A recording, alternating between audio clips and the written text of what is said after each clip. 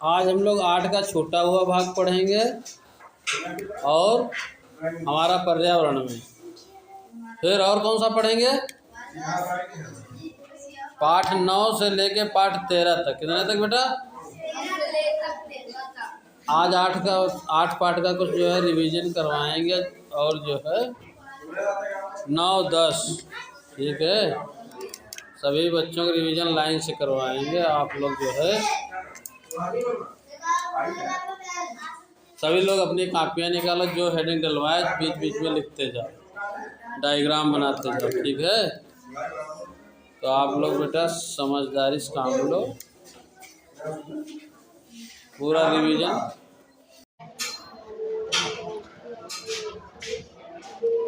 आज बच्चों हम आप लोगों को कल जो रिवीजन करवा रहे थे हमारा पर्यावरण, उसका छोटा हुआ भाग पढ़ाएंगे पाठ 8 से। तो पाठ 8 कौन सा था बेटा, याद है? पारिस्थितिकी।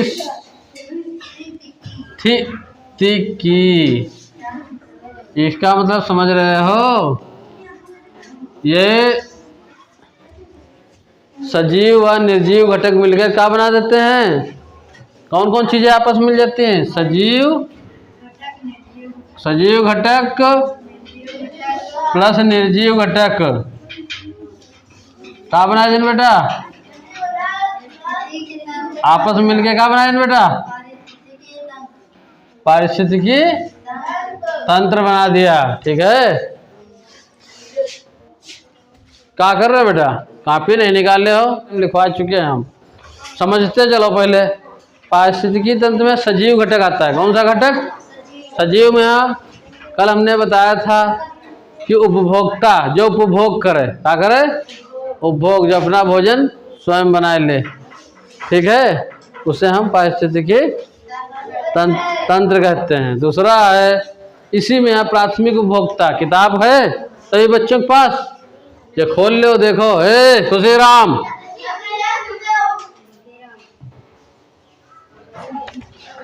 अब देखो यहाँ पर पहले हेडिंग है सजीव घटक, मतलब ऐसे घटक यहाँ पर जीव, सूक्ष्म जीव हो, चाहे कोई जीव हो, बड़ा जीव हो, जानवर हो, के अंदर क्या होना चाहिए? जान हो। क्या कहते हैं? सजीव घटक। क्या कहते हैं? सजीव घटक। क्या कहते हैं बेटा? अब सजीव घटक में यहाँ 3 श्रेणी में यहाँ बांटा गया है। कौन कौन सी? उत्पादक मतलब जो उत्पादक, जैसे पेड़ पौधे अपना भोजन स्वयं बना लेते हैं, वो क्या कहलाते हैं? स्वपोषी। क्या कहलाते हैं? जो अपना भोजन स्वयं बनाए वो क्या कहलाते हैं? अब हम बात करेंगे कौन कौन से उपभोक्ता, मतलब जो उपभोग करे भोजन के, प्रत्यक्ष रूप से नहीं या अप्रत्यक्ष रूप से नहीं, प्रत्यक्ष रूप से या अप्रत्यक्ष। हरे पेड़ पौधे, मतलब जो भी जीव जंतु है कहीं पर निर्भर है बेटा? पेड़ पौधों पर। जैसे बकरी पाले हो तो कहीं पर निर्भर है? मनुष्य अगर है वो भी पेड़ पौधे। भाई दाल ले हो, कहाँ से ले हो? दाल है, चावल है, मूंगफली है, ड्राई फ्रूट है, ये सब कहाँ से निकल रहे हैं? पेड़ पौधों से। तो हमारा भोजन मुख्य कहाँ से बनता है? पेड़ पौधों से। अब प्रथम चरण का उपभोक्ता, जैसे मान लो टिड्डा हो, बकरी हो, खरगोश हो, ये क्या करते हैं? ये प्राथमिक उपभोक्ता। कौन से उपभोक्ता? जो पेड़ के यहाँ खाए, पेड़ के यहाँ क्या बेटा कर दे? खाए ले। द्वितीयक उपभोक्ता जो इनका खाई से, जैसे बकरी खाई घास, तो ये कौन सा? प्राथमिक उपभोक्ता। कौन सा बेटा? प्राथमिक उपभोक्ता। अब बकरी के यहाँ जो खाए ले वो कौन सा उपभोक्ता है? द्वितीयक उपभोक्ता। जो बकरी के यहाँ खाए ले, द्वितीयक उपभोक्ता। अब बकरी के यहाँ कौन खा लेते? मनुष्य। या बकरी के यहाँ कौन खा ली? शेर। अब शेर के यहाँ कौन खा लेते? चील। तृतीयक उपभोक्ता जो जानवर द्वितीय चरण के उपभोक्ता के उपभोग कर लें, क्या कर लें? उन्हें हम क्या कहते हैं? तृतीयक उपभोक्ता। है क्या?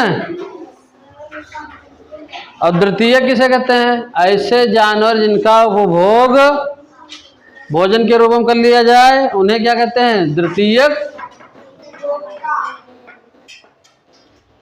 प्रथम उपभोक्ता वे उपभोक्ता होते हैं जो पेड़ पौधे के भोजन कर लें। कौन सा? जौन पेड़न से भोजन ले ले, कौन सा उपभोक्ता होता है? प्रथम। अब प्रथम के यहाँ दूसरा खा जाए तो द्वितीय, और द्वितीय के यहाँ तीसरा खा जाए तो तृतीय। तो द्वितीय ऐसा है, मेढक है, भेड़िया है, ये सब कहाँ है? द्वितीय उपभोक्ता हैं। क्या है? और तृतीय उपभोक्ता, जो द्वितीय उपभोक्ता के यहाँ, जैसे मेढक के यहाँ कौन खा जाए? सांप। कौन खा जाए? सांप खाए जाए, शेर खाए जाए, मतलब पहले के यहाँ खाए दूसरा और दूसरे के यहाँ खाए तीसरा वाला। तो ये कौन सा है? प्राथमिक उपभोक्ता, फिर द्वितीयक, फिर यो तृतीयक। अब एक लास्ट बात है, अपघटक। ऐसे जीव जंतु जो मरी गए हैं उनका घटाए दो। घटाइए कौन? बैक्टीरिया या कवक। बैक्टीरिया या कौन घटाई? बैक्टीरिया या। अगला है अपघटन। यह में यहाँ सजीव घटक में अपघटन मतलब घटाए दो। तो ये कौन खाई? मरे हुए जानवर मांस कौन खाई? बैक्टीरिया या कवक। मरे हुए जो जानवर सड़क पर पड़े होते हैं इनका कौन खाया जाता है? बैक्टीरिया या कवक। इसे कहते हैं हम अपघटक।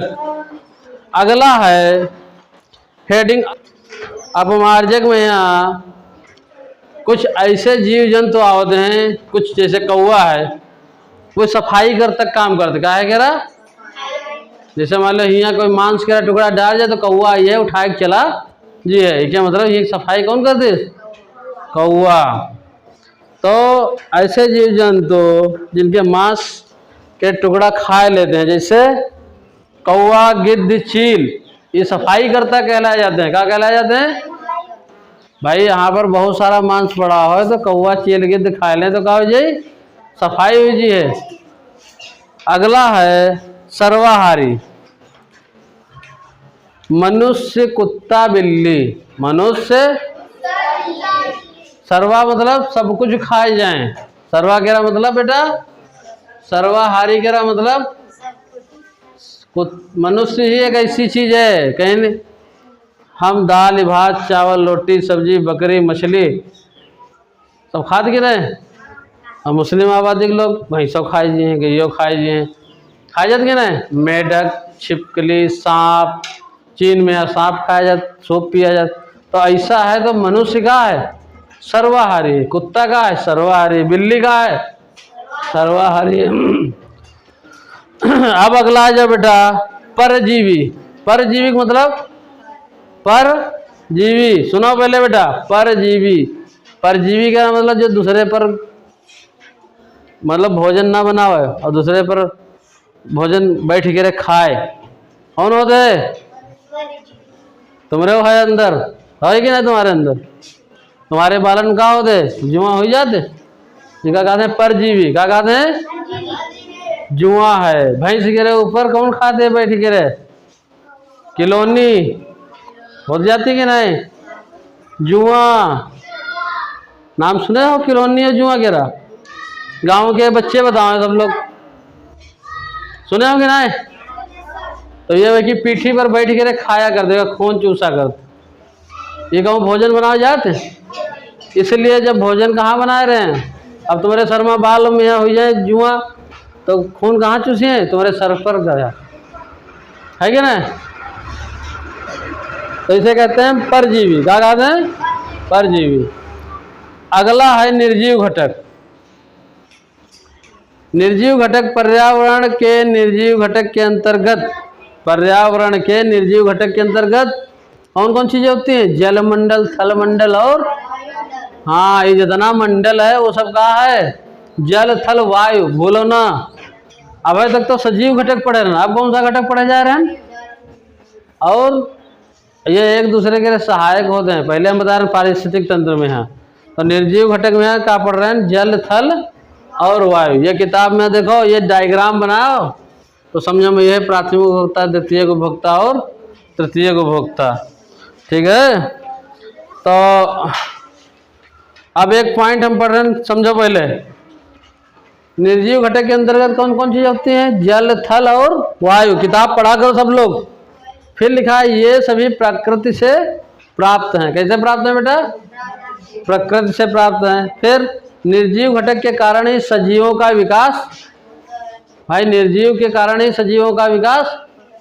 अगर तुम्हारी पृथ्वी ना हो, मिट्टी ना हो, खेत ना हो तो पेड़ कहाँ हो गई हो, और पानी ना हो, वायु ना हो तो जल, थल, वायु का जरूरत है कि नहीं। तो सजीव के विकास करने के लिए हमका जिंदा रहने के लिए क्या चाहिए, ऑक्सीजन। पेड़ उगाओ के लिए मिट्टी में नमी होना चाहिए। क्यों बेटा, कि बिना नमी के उगाए ले पेड़। हाँ, तो काका समझ में आया कि सजीव घटक के लिए निर्जीव की जरूरत, निर्जीव की जरूरत, पेड़ पौधे उगाने के लिए तो निर्जीव की जरूरत, हमका चलने के लिए पानी हवा की जरूरत है कि नहीं। तो इसलिए अगला पॉइंट पढ़ रहे हैं, समझो किसी भी निर्जीव घटक के अधिक या कम होने से पारिस्थितिक तंत्र में यहाँ क्या हो जाते, असंतुलन। क्या हो जाए, समझो। तो मान लो तुम्हारे घर में यहाँ 5 सदस्य रहे, 3 लोग जा रहे हैं, एक्सीडेंट हो गया, चले गए कहीं, अंतिम यात्रा होगा, स्वर्गवास या कुछ होगा, तो कम पड़ी गए। अब कमाई कौन तुमका खवाई। तो कम होने से भी नुकसान है और ज़्यादा होने से भी बराबर होना चाहिए। क्यों बेटा, संतुलन कैसा होना चाहिए, बराबर। तो इसलिए ना कम की जरूरत है ना ज़्यादा की जरूरत है, बिल्कुल समानता की जरूरत है। तब पृथ्वी पर संतुलन बना रही है। ये पाठ 8 के रहा है, पूरा रिवीजन करवा रहे हैं। अगला है पॉइंट आहार श्रृंखला। ये देख रहे हो, इससे पहले हम अभी पढ़ा रहे, नीचे देखो घास बनी है, और घास के यहाँ कौन खा रहा है, हिरन। हिरन कौन खा रहा है बेटा, फिर घास के यहाँ कौन खाए, टिड्डा, फिर मेढक, फिर सांप, फिर जल में कुंभी होते, गेंगड़ा, गेंगट्टा वो क्या बोले जाते, केकड़ा टाइप के रहे, ये खा लेते हैं घास के यहाँ। और इनका कौन खाते है, मछली। कौन खाते बेटा, अब मछली के यहाँ कौन खा रहा, समझ में आया। अब ऐसे समझ लो, ये है प्राथमिक उपभोक्ता, जौन घास के यहाँ खा ले तो कौन सा है, और प्राथमिक क्या जौन खा ले, और द्वितीयक का जौन खा ले, जिससे पहले पढ़ चुके हो। अब आ जाओ आहार जाल। ये है जाल, जैसे हमका भूख लगी, भूख मिटाना है, तो हम सेव खा के भी भूख मिटा सके थे, दाल पे के भूख मिटा सके थे। भूख मिटाना है हमका, क्या करना है, तो हम सेव खा लें, संतरा खा लें, दाल पी लें, चावल खा लें, नमक रोटी खा लें, नबिया खा लें, चटनी रोटी खा लें, तो ये हमारा आहार जाल। इसे चाहे अब देखो पहला भोजन कहाँ से चालू है, पेड़ पौधों से। कहाँ से, पेड़ पौधे के बाद कौन खाए इसे, खरगोश। खरगोश से कौन खा ले, ये डायग्राम में बता रहा ना एक एक चीज। किताब इसलिए पढ़ा करो सब लोग। अगला पॉइंट है खाद्य केरा जाल। देखो ये घास नीचे रहा है, फिर देखो सब लाइन से खा रहे हैं, फिर हिरन के मनुष्य, फिर ये। अब ये आहार जाल में एक बहुत बड़ी बात है, कुछ पिरामिड्स होते हैं जहाँ पर, अभी ये पॉइंट देखो, जीव संख्या का पिरामिड, जीव भार के पिरामिड। संख्या मतलब जो संख्या में ज़्यादा हो, जैसे घास के टुकड़ा है, ऐसे एक बार हम नोचे तो 10, 20, 50, 100 घास के टुकड़ा आ जाते हैं, तो वह संख्या होगी। गिने लगो घास तो गिने हो ना, संख्या में। भार के मतलब जैसे घास के यहाँ रखो तराजू पर, और अत्ते एक मुट्ठा भर, हमका 1 किलो घास चाहिए, तो अत्ते उठाएगा, इसे रख दिया तराजू, तो वो एका का हो गया बेटा, हम कहते 10 किलो घास लाओ, तो जो एका का होगा भार क्या होगा? अब ऊर्जा का पिरामिड, अब यह हिसाब से न ऊर्जा हमारे जो खाते पीते हैं हम लोग, वह एक प्रकार के एलिमेंट्स पाए जाते, तत्व पाए जाते जो हमारे शरीर में क्या देते हैं?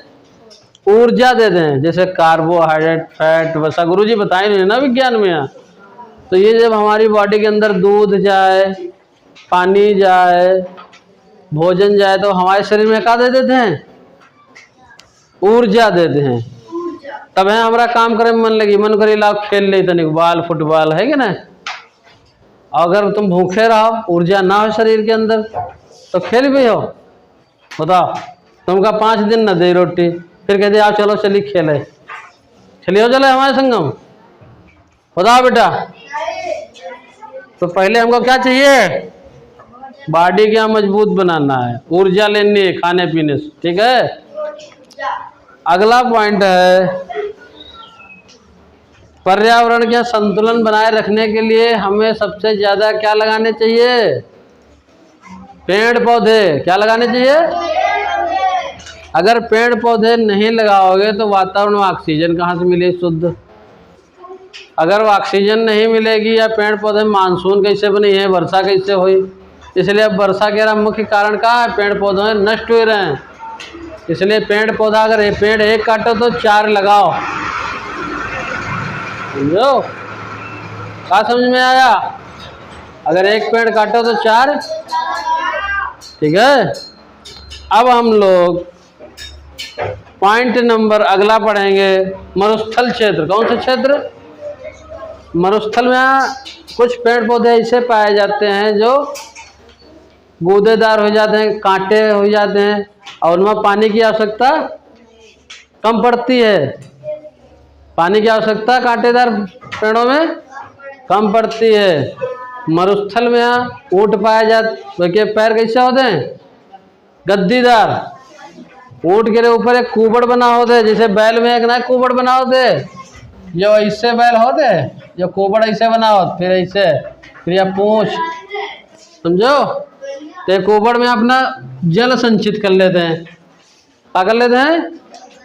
तो इसलिए वो 15 से 20 दिन, 30 दिन, 40 दिन अपना जो है बिना प्यासे रह के भी अपना चला करते हैं। क्या करते हैं? मगर अगर एक दिन पानी न मिले, तो जैसे मनुष्य के अगर एक दिन पानी न मिले तो चल पाई?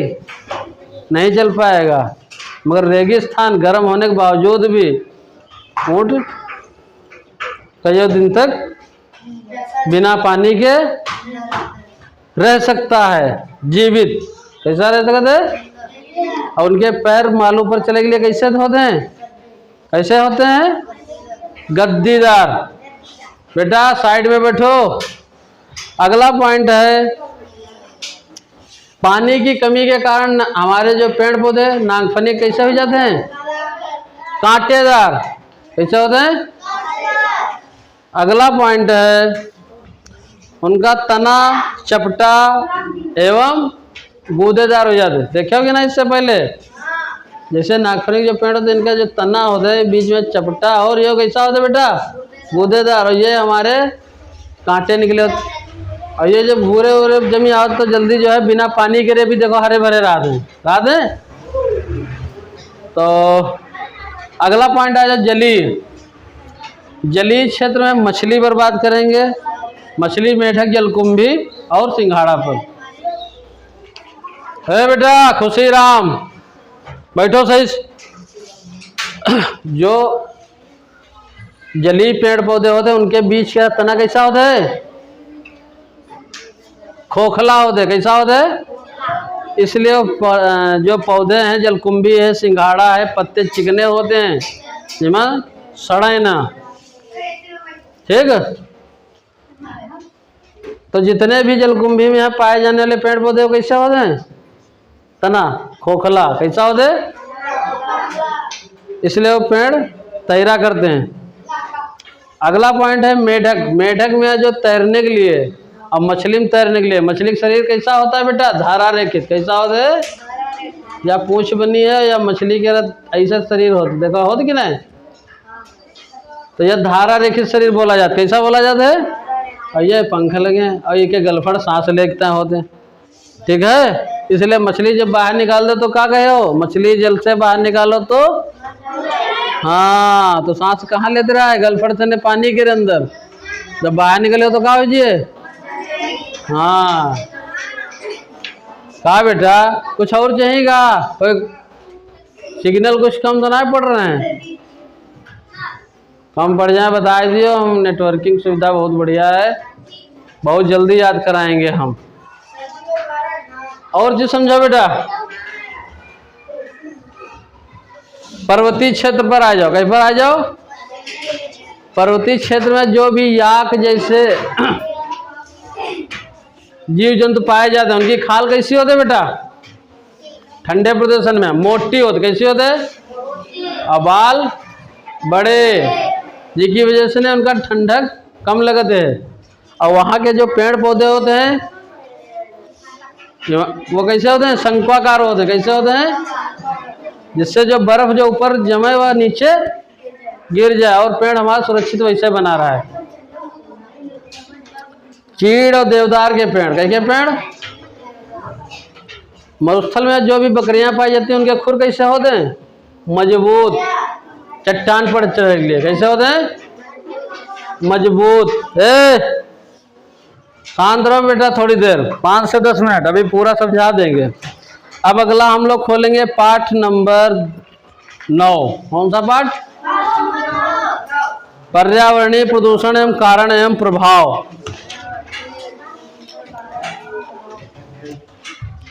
तो पर्यावरणीय प्रदूषण समझ रहे बेटा, थोड़ा और विस्तृत समझो, पाठ 8 समझ गए हो हैं? अब आ जाओ पाठ 9 पर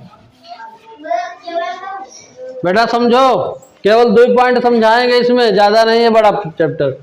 पर्यावरण में प्रदूषण का मुख्य कारण क्या है, आधुनिक युग में प्रयोग किए जाने वाले संसाधन, पर नहाए के लिए कपड़े का साबुन यूज, कपड़ा धोने के लिए साबुन यूज कर रहे हो, बॉडी के नहाए के लिए साबुन यूज कर रहे हो, तो इनमें क्या बनते हैं, झाग बनते हैं, तो ये कहेगा दूषित कर रहा है जल के यहाँ। अब पर्यावरण के यहाँ मिट्टी कौन दूषित कर रहा है, झिल्ली, और पेड़ पौधे न रहने से वायुमंडल में क्या है, प्रदूषण बढ़ रहा है, वायु प्रदूषण। कौन सा प्रदूषण, प्रदूषण 3 प्रकार ज्यादातर पाए जाते हैं, कौन कौन से, ठोस, द्रव, गैस। बेटा तो पर्यावरण प्रदूषण का मुख्य कारण क्या है, हमारा रहन सहन, हमारे जनसंख्या बढ़ने से ने प्रदूषण का हो रहा, जनसंख्या बढ़ने से अपनी जरूरत पूरी करने के लिए बेड बनाए रहो, बक्सा बनाए रहो, कुर्सी बनाए रहो, बहुत सारे, और कटान क्या कर रहे हो, पेड़ गिरा, क्या कर रहे हो बेटा, जिसके कारण हमारा कौन कौन से प्रदूषण हो रहे हैं। अब आए दिन भट्ठे ज्यादा से ज्यादा बन रहे हैं, तो इनमें कौन सा वायु प्रदूषण हो रहा है, कौन सा प्रदूषण, तो इनमें एक धूम्र और छेपर लगाया जाता है, क्या लगाया जाता है, धूम्र, ये चिमनी गिरे ऊपर। आप समझो, कारण समझ गए हो, प्रदूषण आखिर कहाँ से हो रहा है, प्रदूषण हो रहा है जनसंख्या के बढ़ने से और सुख सुविधाएं लेने से, प्रदूषण बढ़ रहा है पेड़ों की कटाई से, ठीक। अभी के दोषी कौन है, मनुष्य, कौन दोषी है, तो यह चैप्टर हमारा समाप्त। अभी का निस्तारण हम लोग कई बार पढ़ चुके हैं। अगला पॉइंट है पर्यावरण असंतुलन मानव हस्तक्षेप, जाओ वह हमें आएगा बेटा। पर्यावरण क्या कह रहा है, प्रदूषण के कारक, कारक कौन है, नहाओ खूब झाग फैलाओ, तो गंदा पानी जाएगी ना तालाब बना ले, वो पे वाला रहेगा जानवर ना है। लकड़ी खूब जलाए दो भट्ठन में, यहाँ वायु प्रदूषण। फिर आएगा मानव हस्तक्षेप, बता दें कि मानव के बढ़ने से न पेड़न की कटाई हुई है। तो इसलिए ये चैप्टर हमारा पाठ 10 भी समाप्त। पर्यावरण असंतुलन। ठीक, अगला है पाठ 11। क्या है बताओ बेटा?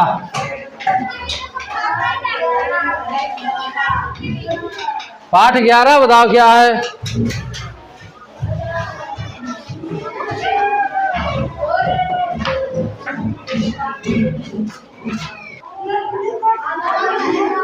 बैठ जाओ।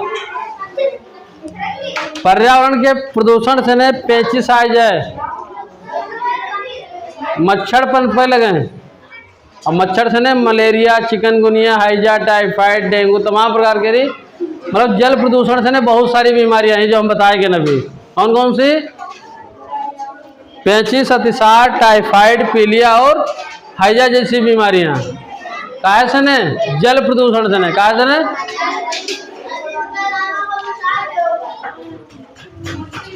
बैठ जाओ शांति से। अब पाठ 11 है बेटा जनसंख्या और हमारा पर्यावरण। ये हम कल पढ़ाएंगे 11, 12, 13। ठीक है, आज क्लास समाप्त।